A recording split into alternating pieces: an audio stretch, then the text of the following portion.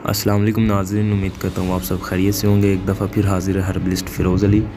नाज़रीन, आज जो हमारा मौजू है वो मैदे की जलन के हवाले से है और कोशिश करूँगा कि इसकी अलामात, इलाज और वजूहात के हवाले से अर्ज़ करूँ।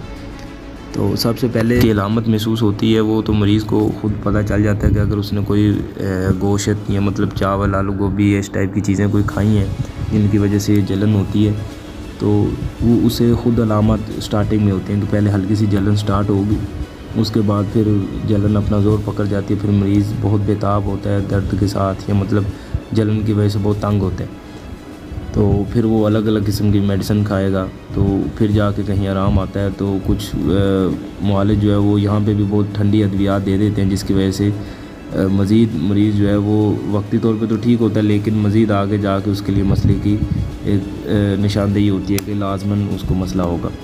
तो उससे हम कोशिश करते हैं कि मरीज़ को समझाएं भी और उससे परहेज़ करना चाहिए मरीज़ को। और जो इसकी वजूहात होती हैं, वजूहात हर ऐसी चीज़ें, हर वो चीज़ें जिनके अंदर एसिड होता है, इंतज़ाबियत होती है आम लफ्ज़ों में, जिस तरह अब ये गोश्त है, चावल कुछ हद तक हैं, आलू गोभी है, या इसके अलावा कोई भी तेज़ नमक मिर्च वाली चीज़ें हैं, समोसे पकोड़े हैं या मतलब तली हुई चीज़ें, कोई भी बेहतर जानते हैं सब लोग।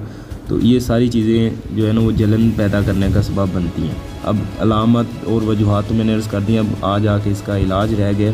तो उसके लिए मैं कोशिश करूँगा कि बहुत ही सादा सा नुस्खा जो आप इजीली घर पे बना सकते हैं। उसमें सिर्फ़ और सिर्फ दो चीज़ें हैं। एक अजवाइन देसी है, अजवाइन देसी आपने लेनी है 15 ग्राम, और तुख्म मलंगा लेना है 50 ग्राम। तुख्म मलंगा को तुख्म बलंगा भी कहते हैं, बलंगू भी कहते हैं, ठीक है, इसके तुख्म होते हैं। तो 50 ग्राम तुख्म मलंगा एक मशहूर नाम है, और अजवाइन देसी ये सबको पता होता है। ये 15 ग्राम लेनी है, तुख्म मलंगा 50 ग्राम लेना है। दोनों को पाउडर कर लें। दिन के अंदर 3 वक्त करना है, सुबह दोपहर शाम, खाने के बाद है, पानी के साथ।